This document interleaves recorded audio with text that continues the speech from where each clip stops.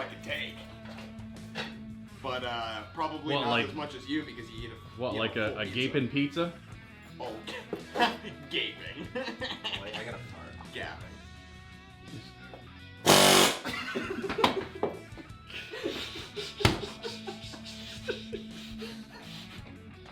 All right, so we're starting the valve guide removal here, and we already did one head already, and I can show you that the cast iron, actually not cast iron, powdered metal guide, the stock guide, they are pretty worn out. And what is it, this side here? So we have, this is the worst one I could find so far, and we have 124-ish, not 124, 324. See if I can find that spot.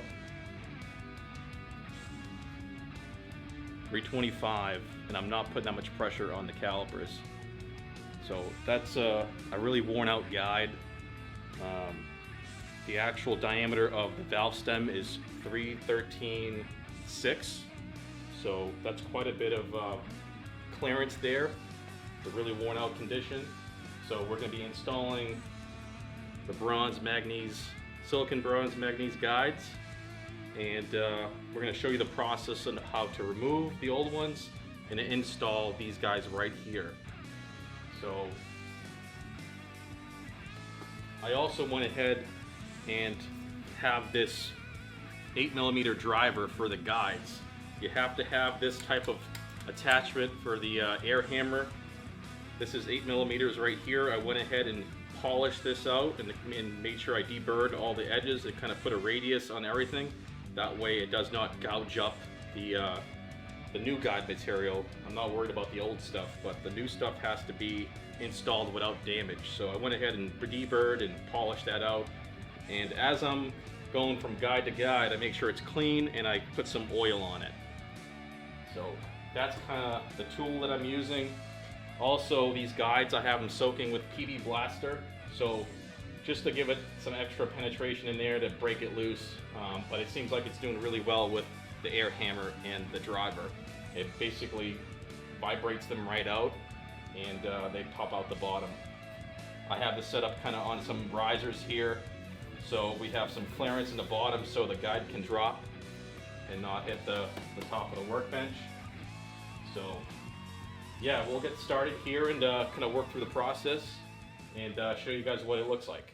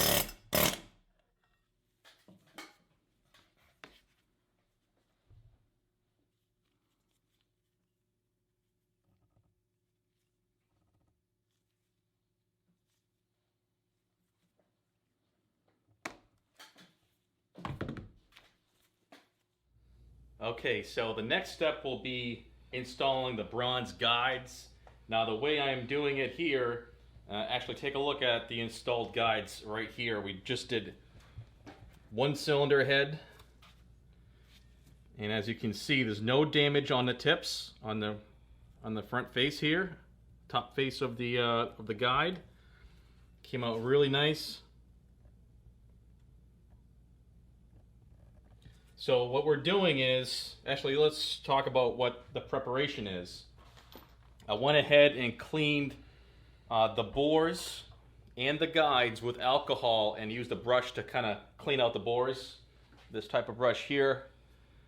And then I went in with a 1500 grit stone and cleaned the top face of the guides by simply striking them off on the table and running the guides back and forth and cleaning up the face just a little bit so there's no nicks and damage from manufacturing and handling.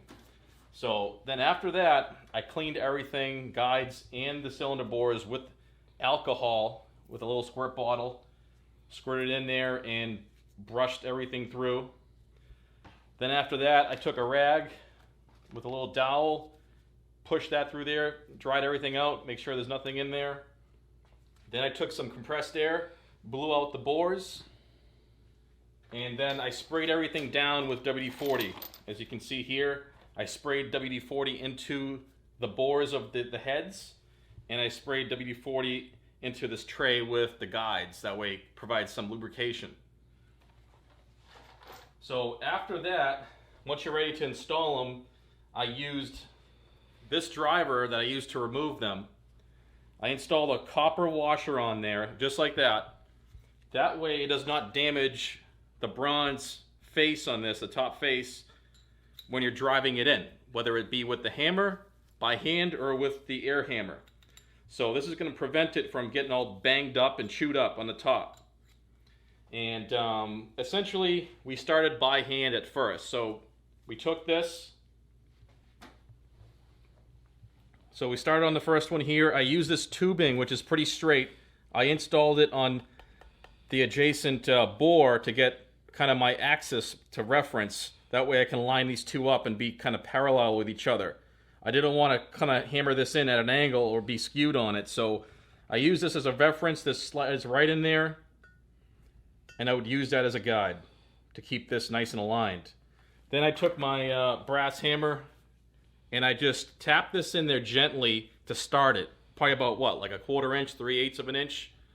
And I made sure it was kind of started and it has the proper alignment, because I did not want to start it with the air hammer and kind of chance it like kind of being driven in there kind of at an off angle, off axis, and kind of, you know, kind of destroy the guide by squeezing it too much, by driving it in a weird angle. So I started it by hand, just give a couple taps, you'll feel it go, and it will straighten out.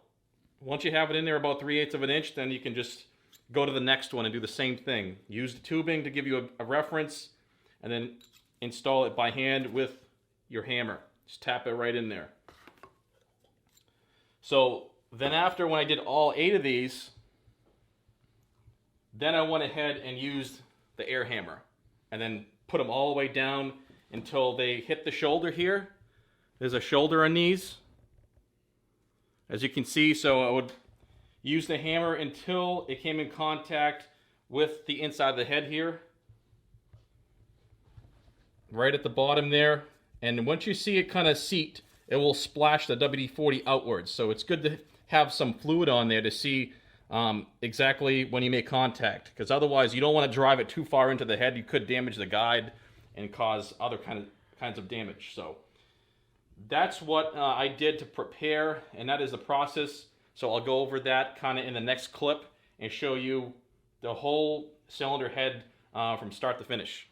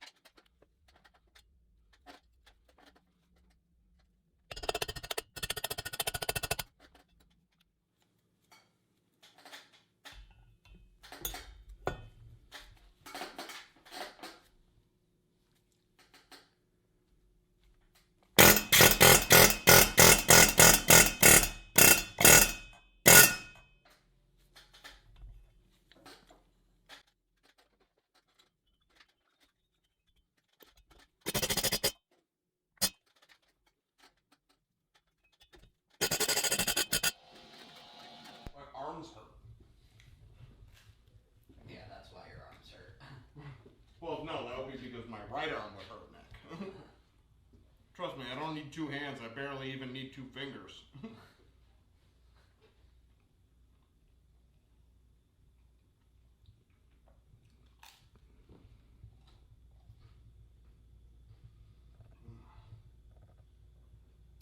What are you doing? Get me slurping down beer? Yeah. Jake slurping down his yeah. This is not an advertisement for Harpoon IPA. Where's the Bush Light? They didn't have any Bush Light. The only IPA they had was Poon.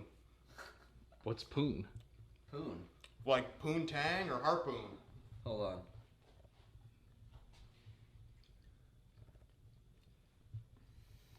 It's Poon.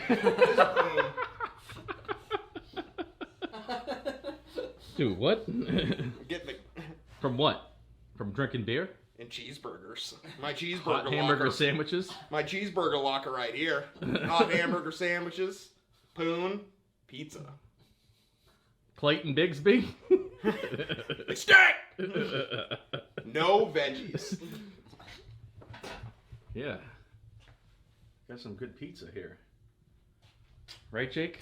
That's right. Close up got to a vegetable is Only this 'cause cheese it's hops, pizza. and that's a plant. What is that, a Poon? Poon. Oh. You put them in backwards, Nick. Sorry. Gotta be on your game.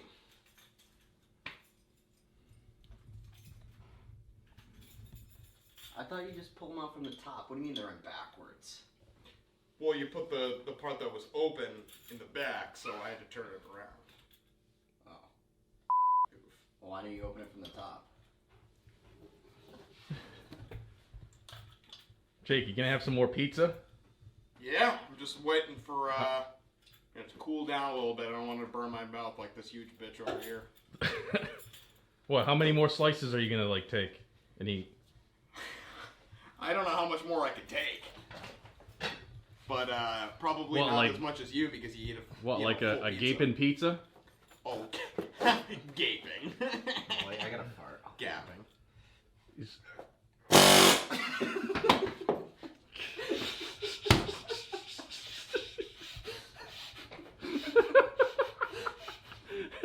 I'm so lucky I wasn't eating. Nick, I honestly thought that was a real fart for a second. I'm like, No! We planned that whole thing. my eyes were like, It sounded just like a fart.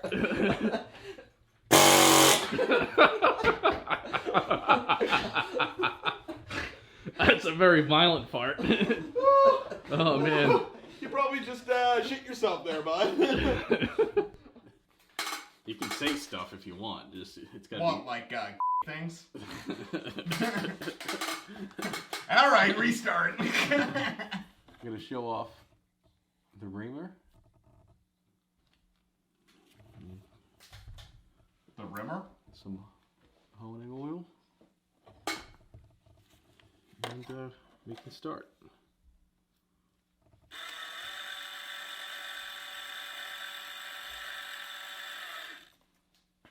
Whoops.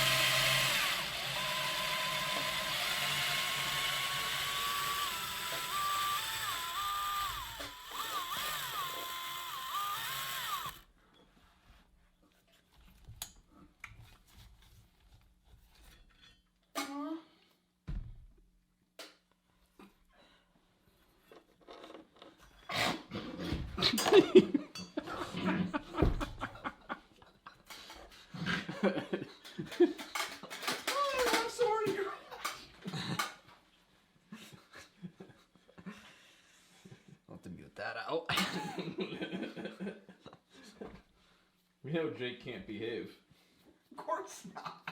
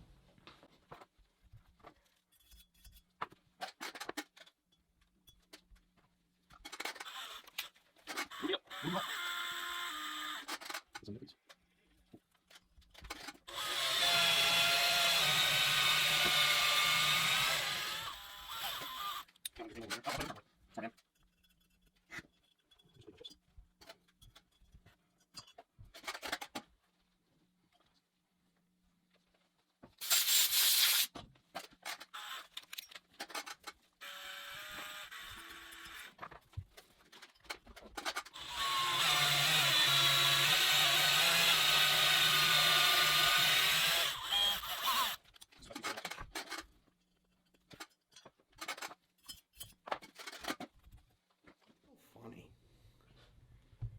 They just look like a cat. It's called a dead cat. Wait, actually? I've never heard that. I've just heard subwoofer. That? Yeah, it's a subwoofer. That is not a subwoofer. Wait, really? Why are you so retarded? I don't know. Ask my parents. They never got me tested. Wait, is that actually not a subwoofer? No. Not even remotely close. So what is it? It's a microphone. Are you with me? No. This is a subwoofer. What's this? No, Nick, that's a speaker. No, this part where you can stick your hand in, that's a subwoofer. Alright, so welcome back, guys. I'm here the next day. I just want to do a recap on what we did last night. We got through, obviously, removing the old guides, installing the new bronze guides, and we got through reaming the diameter, the inside diameter of the bronze guides to size before honing. So we reamed it to a 313 size. So this pretty much brought it to like 313.2. And I'll go over the reamer because this is a very special reamer. It's made for bronze guides. And it has multiple cutting kind of stages.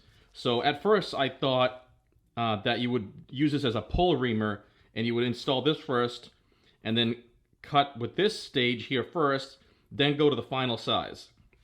But in actuality, this reamer is used the other way around. So this side here is the pilot diameter. So as you see in the video clips, you will go down with the pilot diameter into the final size there. These are already honed, so that's why this drops in. But so you have the pilot diameter, which helps align the guide to the reamer. So you're basically reaming a nice concentric hole. Then you have the actual cutting size, the final size, which is right here. It's this small kind of half-inch section. Then it's back relieved. Then it goes back into a cutting diameter that is 1 thou less than this final size here. So what this does is actually keep the guide in line as you approach the bottom of the guide with this diameter here. As this thing is buried down in there, you still need to keep this reamer from tilting. So it keeps the reamer in line with this diameter here. That way you're not like cutting too much of a taper into it. So if it wasn't there, you would cut a huge taper because you're leaning on the drill. And if you're not precisely in the same axis as the bore on the casting, on the guide, and you stay true to that, you could cut a taper into it. So that's why they back relieve this, and then they go into a minus 1 thou diameter here in relation to the actual final cutting size right here, which is 313.0. But you end up getting like 313.2 because of just the nature of cutting. You're going to get 1 to 2/10 more of a size. Now, one last thing. Yes, you do have to insert this thing all the way in and pull it right through when you're done. There's no way of doing this. They make a special adapter for this 4 kind of sided end that attaches to the drill, which I did not get. I should have got that because it would have easily allowed me to take the reamer off versus like have to chuck it up on the shank. And then, you know, I ended up kind of like not gouging this up, but it roughed up the shank to the point where it wasn't smooth anymore. But I was able to pass it through without any issue. Before I went and passed it through, I would hit this with like a diamond file and knock off all the burrs, and then it would pass right through without damaging the guide. But looking back on it, I should have got that chuck because it would allow me to easily remove this from the drill and then go to the next guide. So that's a tip that I recommend. It's an additional $50. I know all this stuff adds up, but that's the kind of the reaming tips. So as I'm like measuring, so right now I'm doing honing. So I'm gonna finish off the honing today in the next clips, but it helps a lot for you to have some good measuring tools at your disposal. So I have a nice set of Mitutoyo calipers, Mitutoyo digital calipers, then I have Mitutoyo small hole gauges, which allow you to expand in the diameter, inside diameter, and measure at different heights. Now, the best way really is to use a pin gauge. Now, what I'm shooting for is this size right here. This is the final size. This will give me about 1 thou of clearance on top of the valve stem diameter, which is on the low end of GM's kind of spec. When you have a new guide, you want to have at least 1 thou to like 2.5 thou of clearance on top of the diameter of the actual valve. So very important, you have to actually measure the valve with a set of calipers that goes into tenths, okay? 4 or 5 decimal places over, measure your valve. Your cheapies are not going to be able to do that accurately, okay? So you have to get a set of Mitutoyo, Starrett, Brown & Sharp, Tessa, whatever. You know, it's the nicer tools that are going to give you better results and make your results more accurate. But essentially, pin gauges are awesome for using for this because you're basically inserting this element, this plug gauge, into the inside diameter, and you're measuring their actual mating envelope, which is very important because you're taking account all the form error or the lack of form error in the actual cylinder bore that you're like basically honing. So gauges like this right here, which only measure a cross section of the guide, and you have to take multiple points along that guide or that diameter, or something like this, which is a nice quick kind of check with the inside calipers. These are Starrett's. Really nice. They have a nice radius on the tip, so you can measure inside diameters very accurately. I calibrated these before I started to be dead nuts on, and these come in handy for a quick check. But like I said, this is the last word right here. This is my 314.5 plus pin, which measures 314.5. Okay, so if this starts to go and is nice and tight, that's when I know I have to stop because I want it to be right on the low end of that tolerance that I was talking about. So 1 thou to 2.5 thou on top of the actual valve stem diameter. So that's what I'm doing. I like to try to explain to you guys how I'm doing this. This is not a quick and simple process. It does take some really nice measuring tools, and it takes a lot of time. The reaming went kind of smooth once we understood how to use the reamer and how it was cutting and like the results we were getting. So as you progress to each guide, it gets faster and faster, okay? And I was using this honing oil for the reamer, which worked great. This is the hone. This is a 240 grit. I will be finishing with a 320, so I have another one that will do the absolute final sizing on this. So I just put some honing oil in this little tray here with a brush and then apply it to the reamer or the hone. It works for both. The finish you get with the reamer is just beautiful. I cannot believe what kind of finish I got with this. This thing makes a beautiful finish. This is made for bronze guides. So we looked in there and we had a beautiful finish. I tried to capture it on camera, but I'm not sure if it comes out the way you see it with a naked eye. But this reamer left like less than a 10 RA finish. Like, I'm not even joking. It was like a mirror finish on the inside. Then when you hit it with the hone, it gets a little bit rougher, which is okay because that's exactly what it should look like. You want that nice 45-degree crosshatch pattern on the inside of the guide. Now that's achieved by using this hone, which is a silicon carbide impregnated hone. Now there's other hones out there like the Sun-In hone, which is a hard stone, and I believe it's adjustable, and there's certain benefits to that. And there's the attachment on the drill has like a U-joint, so it can actually kind of bend better as you're running it in and out of the guide. But this right here is fine. It's just it might take longer. That's the only thing. This is a time-consuming process.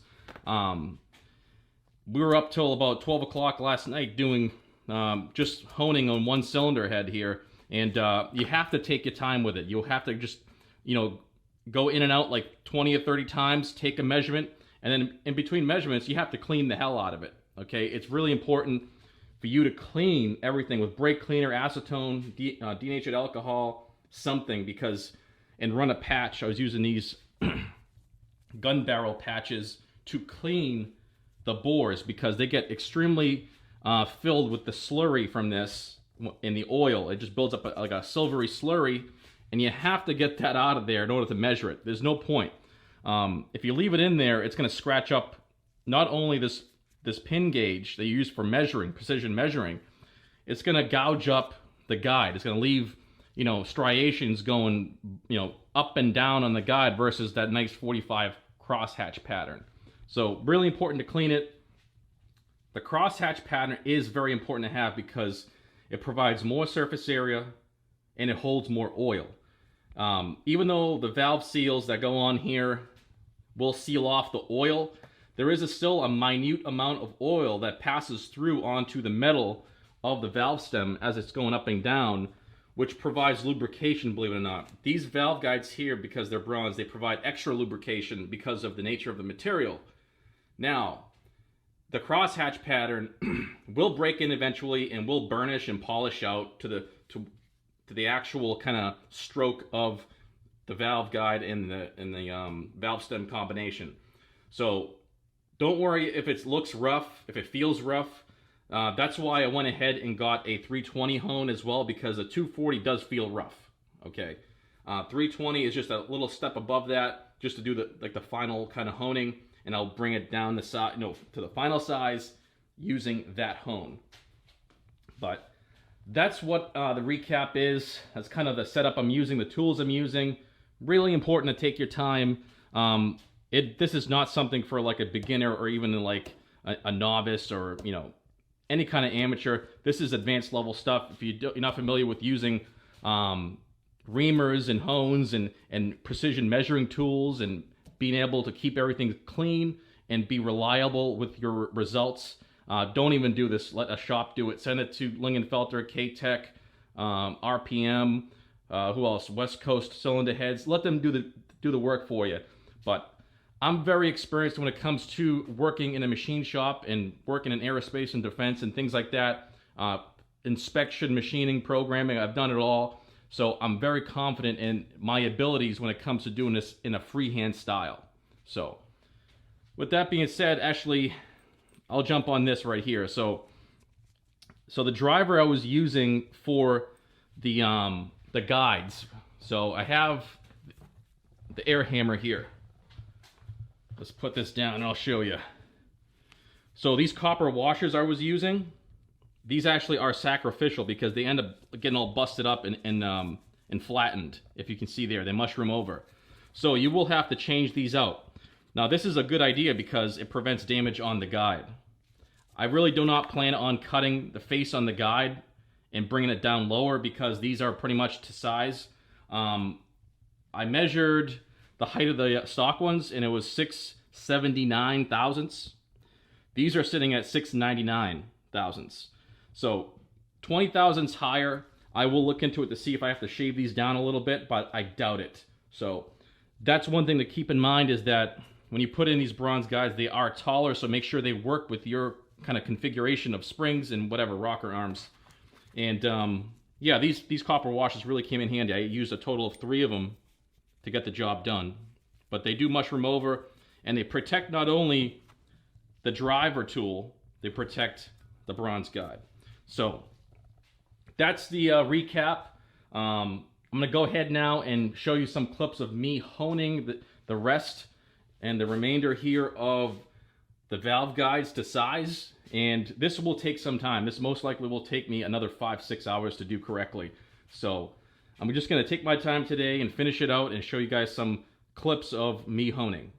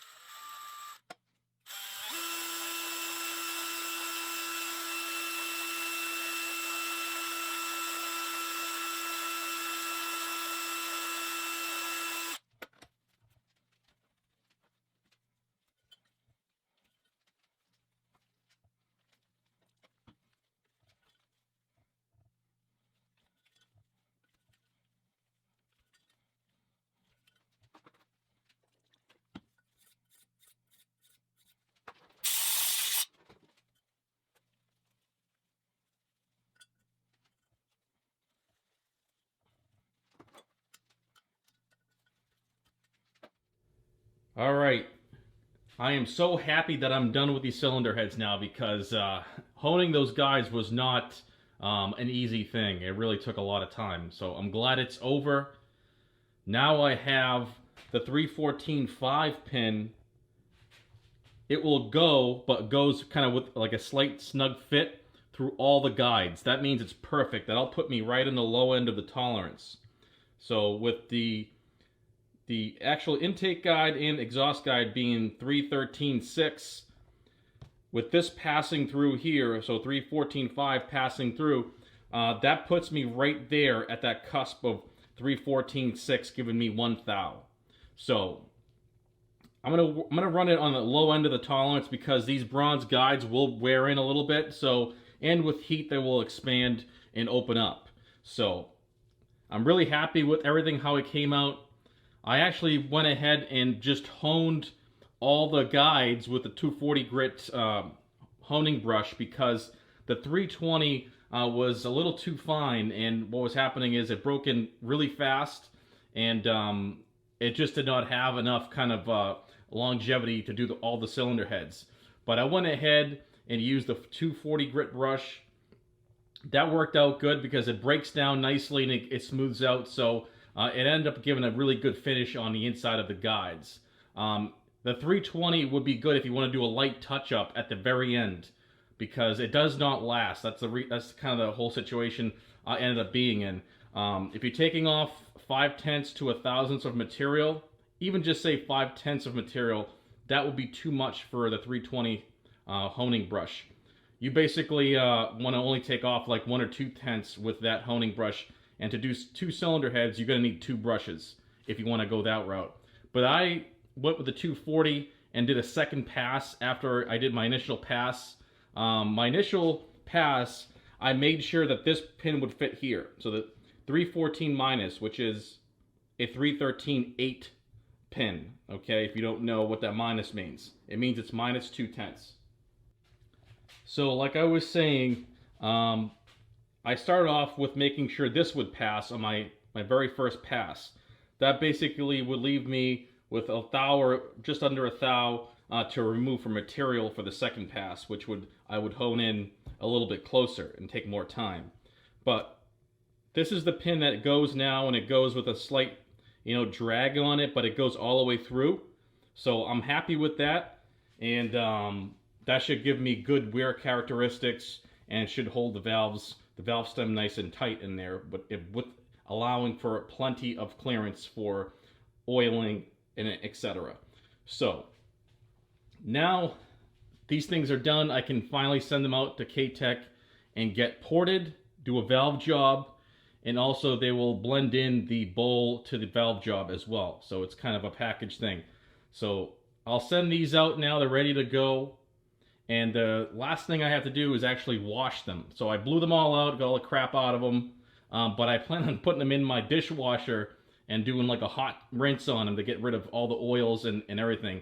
So I'm going to see how that goes. That'll be an interesting thing, because that's the first time I've tried putting cylinder heads in a dishwasher. But they do fit in there according to the tape measure. So I'm going to give it a try and let you guys know what it turns out to be. So I'll leave you guys with those clips of me putting them in the dishwasher and get them all cleaned up.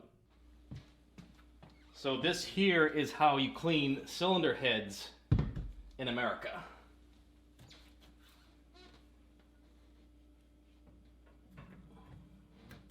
Like a glove.